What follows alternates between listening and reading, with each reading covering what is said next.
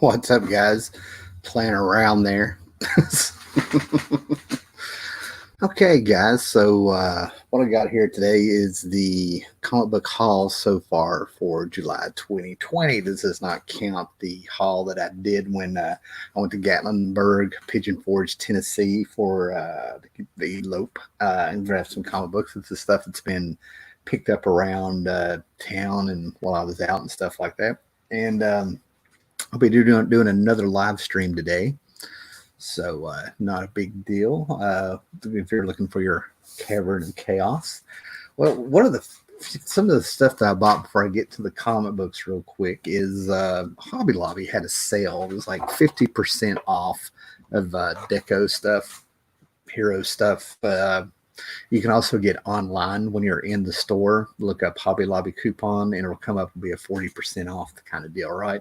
But I think I paid like $5 for this. They had a Darth Vader one too, but I thought this was just cool. Reminds me of the Batman the animated series. Has a little hole in the back, so you can hang it up if you want, or you can just set it on a desk.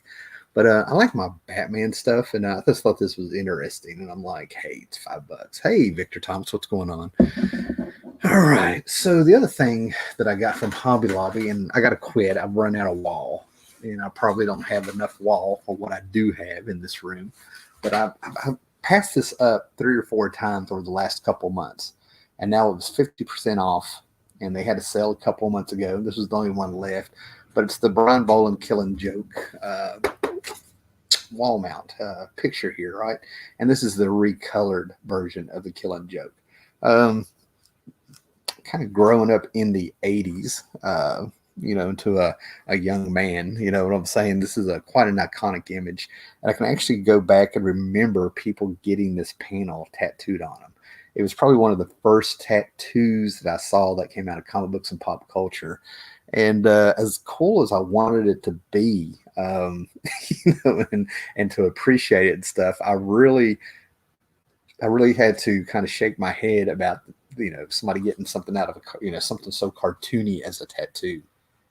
I also come from that era, apparently at the end of it, things are so different now that there was a tradition that the first tattoo you got was supposed to be a skull or skull related. Back then, people who had the tattoos were either in the military, they were bikers, they were tough people, if you get what I'm saying. So for us to come from that era all the way up until now, where it's not that big a deal, kind of cracks me up. So this image doesn't just take me back to reading the Killing Joke or being a Joker fan or a Brian Boland fan and stuff. It's got quite a few memories there. It's definitely a piece to bring up a lot of conversation.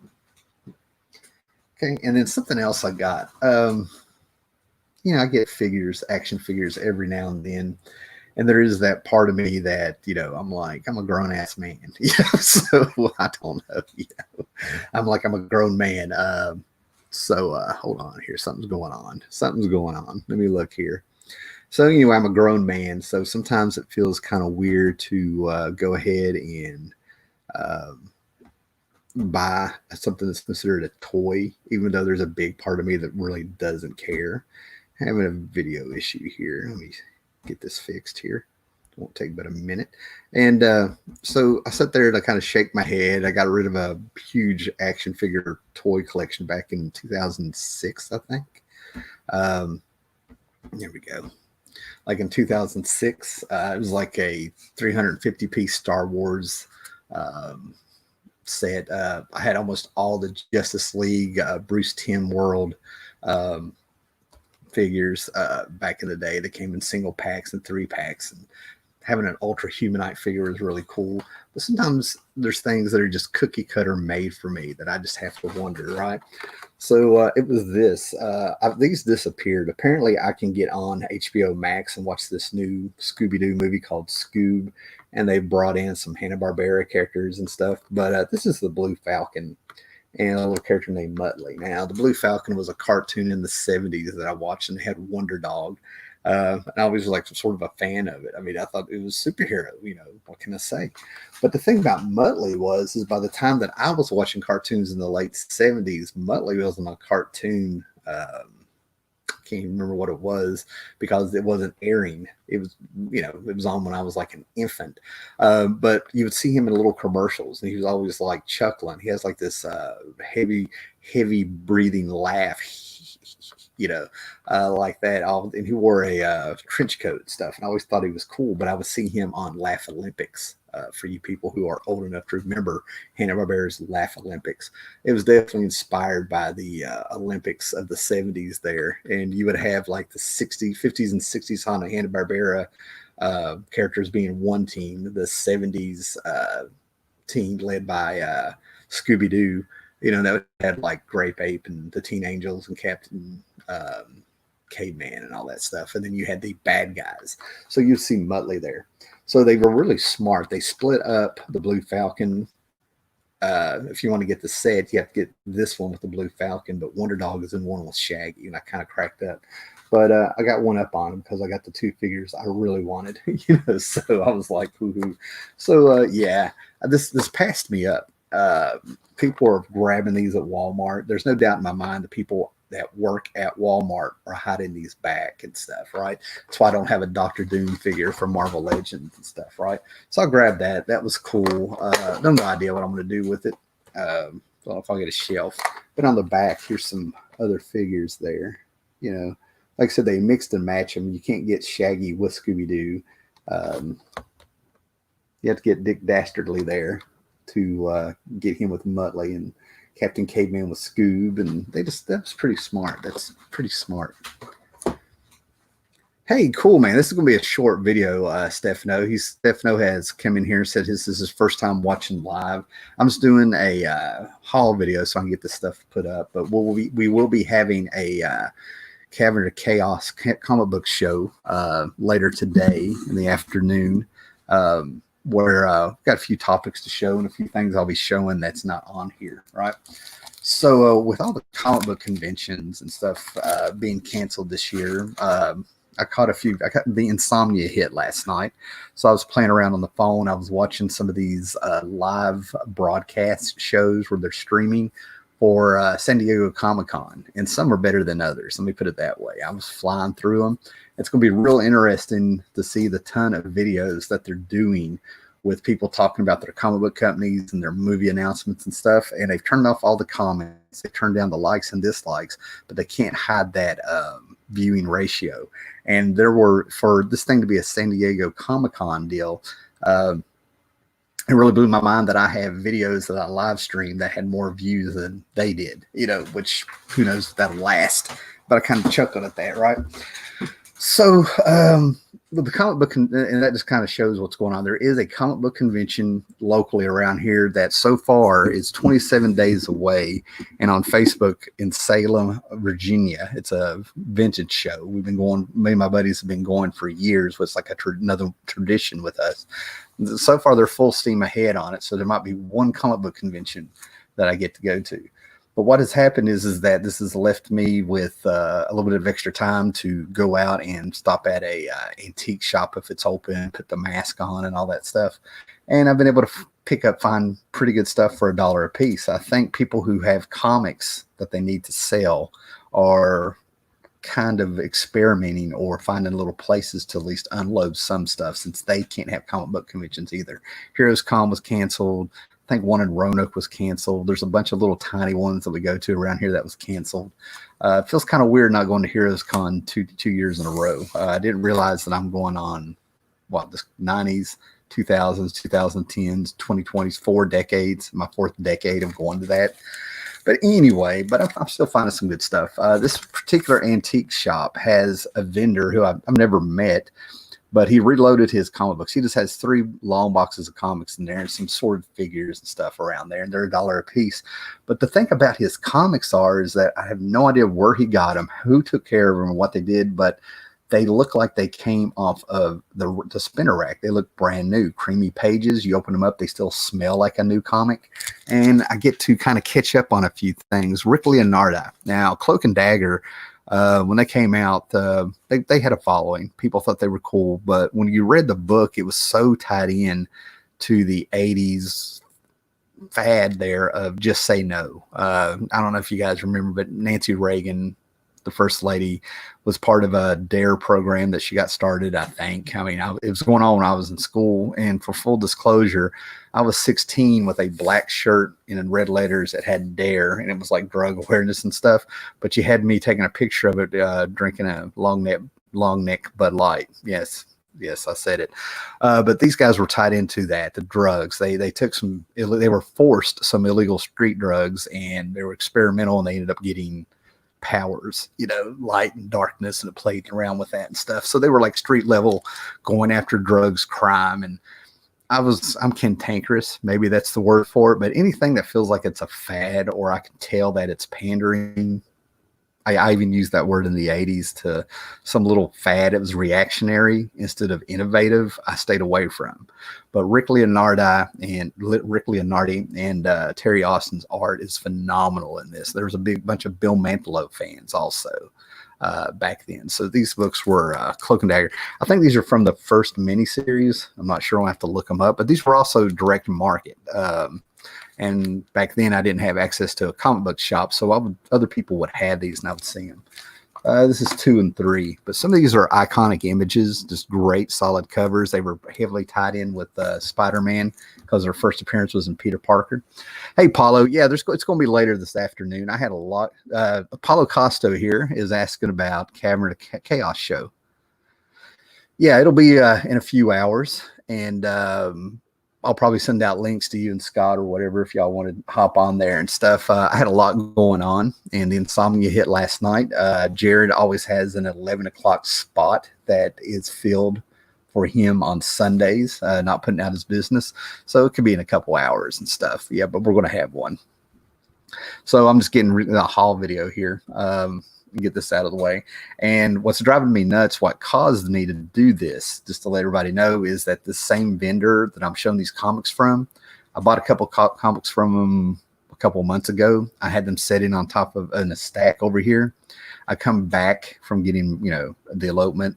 I do the video, I catalog the comics, I put everything up, and there's that first stack from him that I put up without cataloging.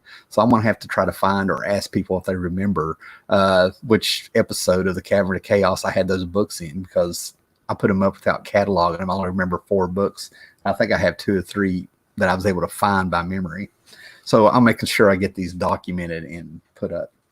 Now, I always buy a Swamp Thing, even though we're in this weird area that it went from Alan Moore to Rick Veitch, and he got taken off and unceremoniously off of Swamp Thing due to a story that he was telling. And then after that, it felt like a whole bunch of fill-in writers, if you will. It had great art, Charles Vess covers. Swamp Thing still had its fans. But nothing really happened until this Nancy A. Collins got on. I've read some of her Swamp Thing. I'm not blown away by it, but there's people that absolutely love it, and it's come out with an absolute edition. So this is Swamp Thing 126, and this is a comic that I had to make sure I hadn't bought before because I've had it in my hands many times. But when you get up there and you really look at the cover, the textures on this and that rust feeling, it gives me the same feeling as an Italian horror movie of zombies from the 70s where they smeared oatmeal all over their face to make it look like flesh falling off and stuff. It's kind of grossed me out. So I was like, okay, you got this vendor has comics that feel brand new from 40 years ago. Just grab it, just get it, just commit. You keep finding it. So hopefully there's a pin up in here or something. I don't know. Now this is a reader's copy. I bought 2-3 books off of another vendor and they're mixed in here, but I think they have a tag. But the Grendel Batman. This is from DC and Comico back in the 90s. Matt Wagner, and there was a Batman Grendel 2-parter that went with this. This might be a 2-parter too. This is Devil's Due. Not 100% sure. But anyway, I have them all, but I wanted a reader's copy I can keep out. This actually is well read. It's got the bend in the... Somebody gingerly tried to read it. It's got a few color breaks there. And it seems like I saw, it's got this, somehow they were able to dog ear this corner. So I don't know how they did it. But this was a buck, and I want to be able to leave this out where I can grab it without boxing it up, because Matt Wagner, as much as we have Grendel and Batman going at it here and this stuff like that, Matt Wagner, for some reason, draws a really cool Robin. and it's just a fun series, a fun little 2-part comic book there with DC and Kamiko. It didn't really blow anybody away, but it was just really cool to have Grendel and Batman on and see the similarities and stuff between him. And I think this is Rose, the Rose Grendel, if you're into that. What do we got here? Dave McKenzie's here. Paulo, I got used to seeing, here we go. I got used to seeing Cloak and Dagger as guest stars. The first miniseries was good, but I read the first issue, the first ongoing, and it seemed unfocused. Yeah, and to me, if I really wanted to delve in and guess is that from the view of the reader, it's because it wasn't authentic. It was reactionary instead of somebody being inspired with characters. I mean, I have no problem with somebody bringing up characters to talk about a social issue, and inspiration comes from anywhere. But then there's times you can just kind of tell they're jumping on a fad. Oh, illegal drugs made them what they were, and now they're dedicated to the street. And you have a rich girl and a street guy, and I don't know. There's more that could have been done with it. Maybe it was more of a direction thing in that focus. Oh, Paulo's right on this. I don't think most writers want to delve too much on what made Cloak and Dagger tick. Yeah, I should have read that first. That's kind of what I was staring at, and of course you bottom blinded. Hey, Dave McKenzie, glad you get to watch one live too. Paulo Costo, again, he's all over this. I have a Brazilian Grendel Batman 2, Grendel Prime from the War Child series, comes back in time to tangle with Batman. Nice. Like I said, I think it's more of Matt Wagner's work in these little crossovers here that impressed me more than the story. Because, I mean, if you watched me and stuff, even a little scene in the story will kick in my head. What I get out of these is this image of a Robin on the rooftops, and he's channeling Robin Hood a little bit because he's got a bow and arrow. It was just some cool images there that he drew. Now, this is blowing my mind. I'd never in the world thought I'd be backing up in wanting these, right? Maybe it's where Disney has gotten the license to Aliens and Predator, where they did the acquisition of some Fox intellectual properties, if you will. I think earlier in the month, somebody posted on Facebook, posted an interesting article when it comes to the comic books of Alien and Predator, and some stuff that's been printed before that may never see print again. I might talk about it later today on Cavern of Chaos. But anyway, I'm running across these Dark Horse Alien books, and even back then, they didn't really catch my eye too much. I had friends that were just really digging them, and then all of a sudden I'm finding them for $1 a piece, practically brand new, and I'm noticing these names. There's Kelly Jones on Aliens Hive. I'm starting to get a little section on my shelf where I'm finding all this alien stuff over the last, I don't know, maybe year or so. I've got Earth War with Sam Keith and some single issues in the trade, and I'm finding more and more of them and stuff, and I'm seeing these names that are on them. And Kelly Jones has a fantastic cover here. And then this one, I'll have to go back and look. This is 4 of 6. I don't want to say that this is the first Aliens miniseries they put out, but it does have 1988 copyrighted down here as a Fox property. So I'm not, these are dark covers. You really have to hold them in your hand to appreciate them. That's an alien hanging from a ceiling. No idea. I haven't cracked this open, but a pretty early issue. And then some Arthur Pseudonym covers. I'm a huge Arthur Pseudonym fan, right? So we have one here. This is Aliens Genocide, number 1 of 4. And right up front, these are from like 91, I think.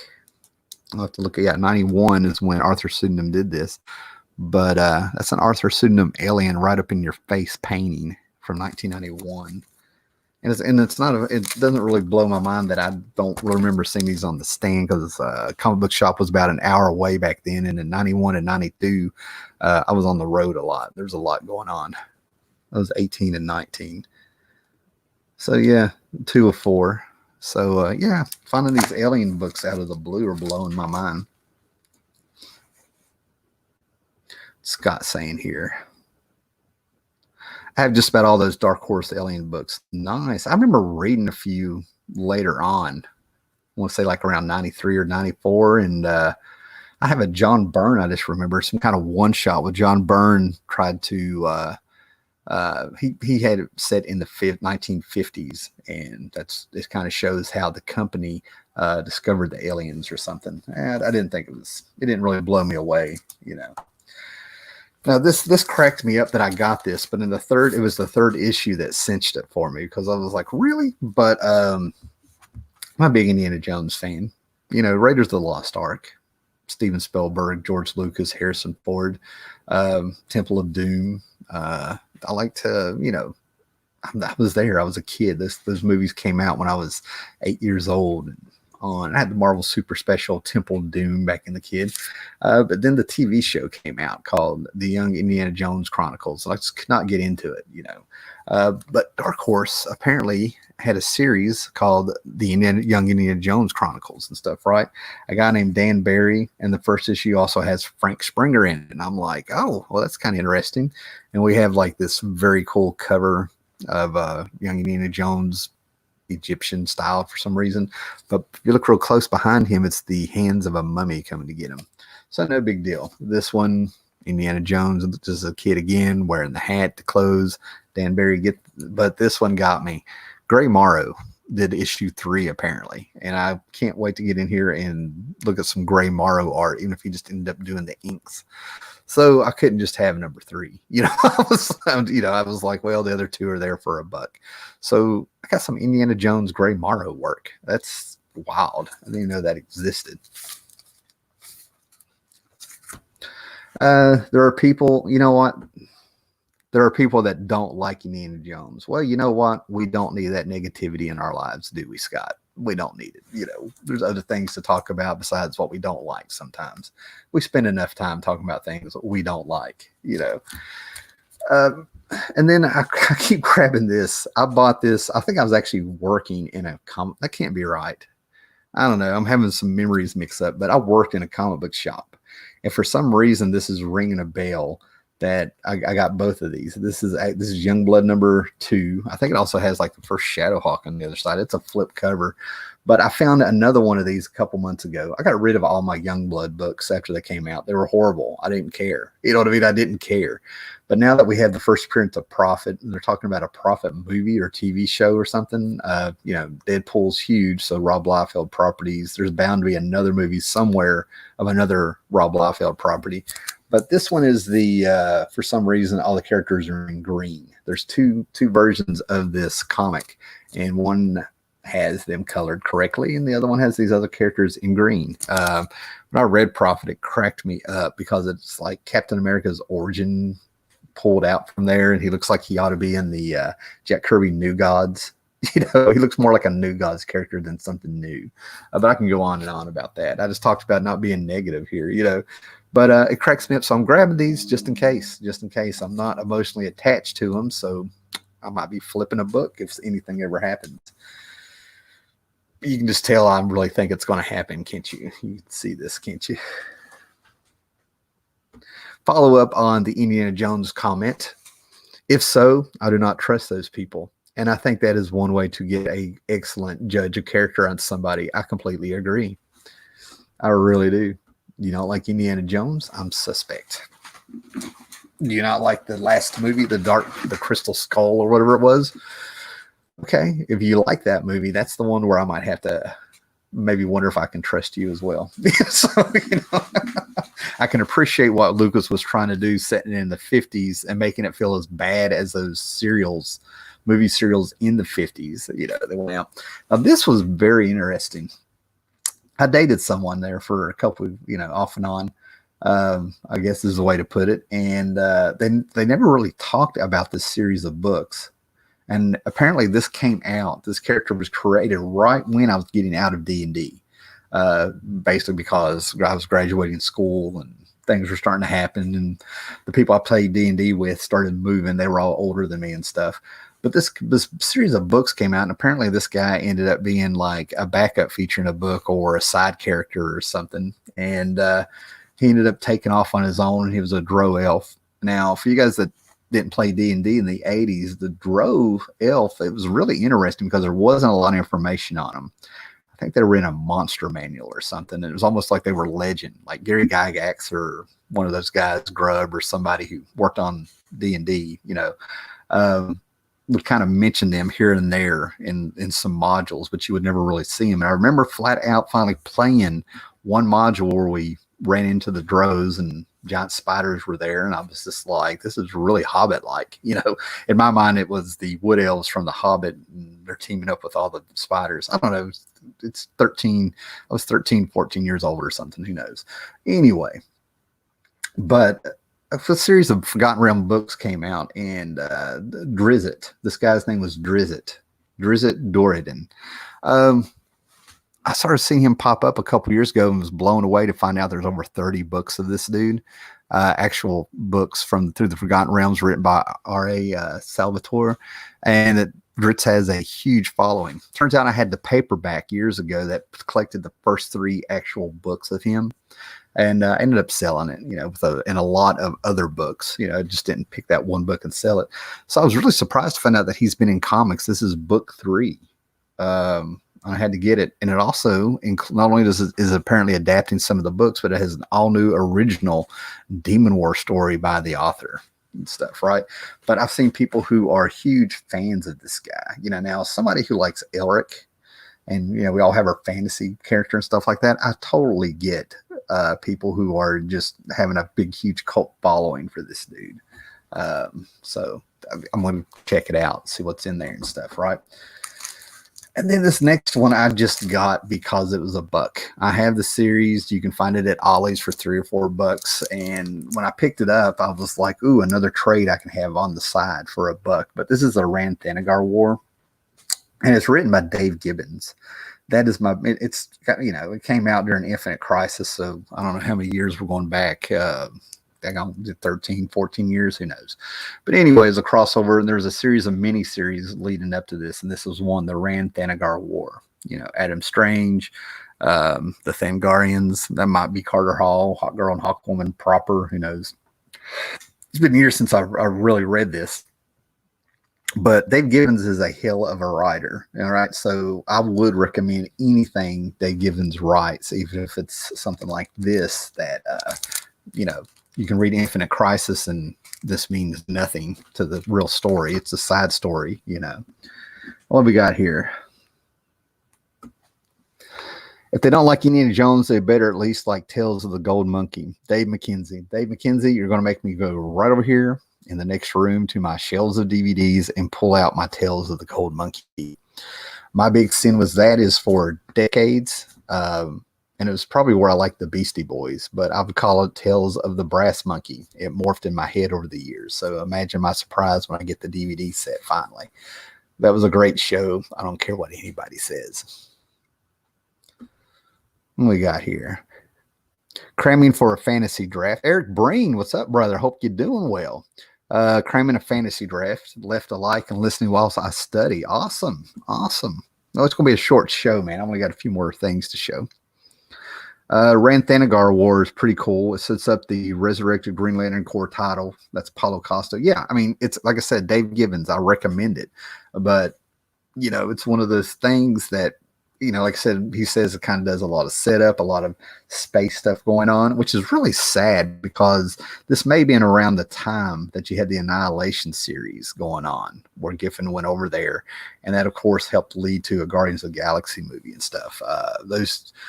The 2 Guardians of the Galaxy movies are my favorite Marvel movies, along with the first Captain America. If I had to sit down and get stuck watching some movies, it'd be the Captain America trilogies. And especially the first one, that's the only one I own. And I don't own them, but the 2 Guardians of the Galaxy movies. So there's a lot of good stuff going on in the sci-fi genre in the 2000s. If you ignored everything else, it was like anything that was out in a corner by itself that didn't have to do with Earth. Is actually, there was some good stuff going on there. World War Hulk, the Annihilation stuff. Like I said, some of the sci-fi stuff that was going on. I think Jim Starlin was doing Mysteries of Space and Strange Adventures or something. 2 miniseries that kind of tied in together, taking me way back. And then we got hit with Blackest Night, which to me was like the bookend of the last real great thing that DC had done. And Scott being Scott here. He ran so far away. We all know that reference. That's pretty funny. It's going through my head. So, as I'll sit here and I'll whine about my comic book collection here, I'm sitting here like not again or what's going on. Weird things happen, but like I said, I've been cataloging my comic books, cataloging my books on this app, collector's app, and I'm finding, and I have the PDF file from the site that I used for like 7 years or something, online site. I actually did a video of it years ago, comicbookdb.com or something, whatever. Anyway, it's gone. It got sold out. It was gone, but I was able to download a PDF of those books that I had on there before they shut down. So I'm able to kind of go back and check that and know that I'm not crazy. But I'm having books pop up, and I'm thinking I have a short box of comics missing, which would not be the first time. Back in 2010, I had a long box stolen off a U-Haul. I was lucky it was just one. So I don't know what to say about this one. I'm hoping it pops up, but it's a book that's got like Dark Horse comics and stuff in it. It used to have all my martial laws, which I took out. It had my RoboCop versus Terminator by Walt Simonson and Frank Miller, which is why I'm kind of pissed that I can't find it. And I can go on and on, but I'm going to be looking around. I'm hoping I busted up the box and took those books and filed them elsewhere, which we'll run across. But then there's little things I can't explain, like missing the All-Star Squadron number 4, I think, which is an important book right now when people catch on if they've been watching Stargirl. And then there's this. This is issue 27. I actually had 2 issues of this. It had a low print run for some reason back in the day, and it was when Neil Gaiman and Dave McKean were starting to become names thanks to Sandman and Black Orchid and stuff, right? So Neil Gaiman, our proper Englishman, if you will, came in and wrote an issue of Constantine. Now, if you were really into Hellblazer, there was a book called number 11. The story was called Newcastle, I think. And then you also had the Neil Gaiman issue. These were the 2 books that people I knew that were into Hellblazer back then and really getting into Vertigo. I don't think they were quite Vertigo yet, but it was coming. Yeah, they weren't Vertigo yet. And this is 1990. See, to me, the way I view it, Seasons of the Mist really made Sandman pop. It's almost like that's when the book really became the mythic horror series that Neil Gaiman was doing. And everything else before that was him kind of learning the craft and doing some really cool, he's still doing some cool stuff. I think issue 12 or 30 had the serial killer convention, which got him noticed also, going by memory. But anyway, this was a low print run. It just amazes me that I have over 200 copies of the Hellblazer series. I'm going for all 300, but I'm really slowed down because I'm finding out that some of the arcs and some of the little stories here and there are not really worth collecting. But I found this really interesting that both copies, I had 2 copies of this, disappeared. So I'm not saying anything foul is going on, but I'm really curious on what's going on here. It's not the first time, but I ended up getting that off of eBay. My whole point is that what's wild is this guy had 2 books for $5 on eBay. I took a chance of them being really good. I've been having really bad problems with the mail. They come in, turns out the guy lives 2 hours from me in a place called Boone, North Carolina. And I'm like, I used to live, up until about 2014, I lived 40 minutes from Boone. I'm like, oh, wow, that's cool. So these collections, I really dig these collections when it comes to Marvel, right? And this was marked down.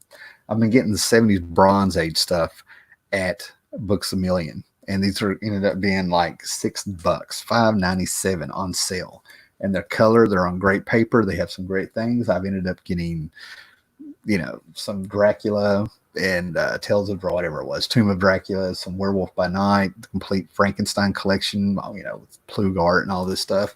And I walked in there and I saw this, man. I'm really a huge fan of probably the first 100 issues of The Amazing Spider-Man. To me, that is pure Peter Parker.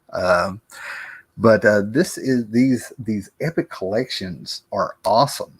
I'd love to get a whole run, the entire collection of the Stan Lee, Jack Kirby Fantastic Four in this format. I don't care. I think these also come out hardback. I don't know. They kind of show them in the front or the back or something. Who knows? I haven't really had a chance to completely go through this, but they have a checklist of their epic collections in the back.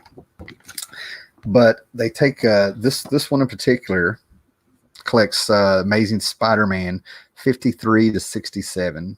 Some good Romita years there. Romita Senior. Spectacular Spider-Man 1 and 2, the magazines that came out as Spider-Man magazines. I have one of them. I grew up with one of them. It was a great Spider-Man Green Goblin story that they kind of said that, you know, Green Goblin hit Spider-Man with some LSD. That's why it was in a magazine, one of the many things that you had to read into. Some Marvel Superheroes number 14 and Not Brand Ek number 6 and 11.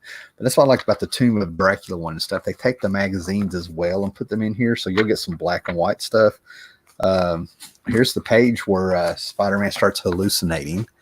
Now this is in the 60s, like 1967 or 68, so it was a different time. That was probably quite controversial if you'd put it in the regular comic.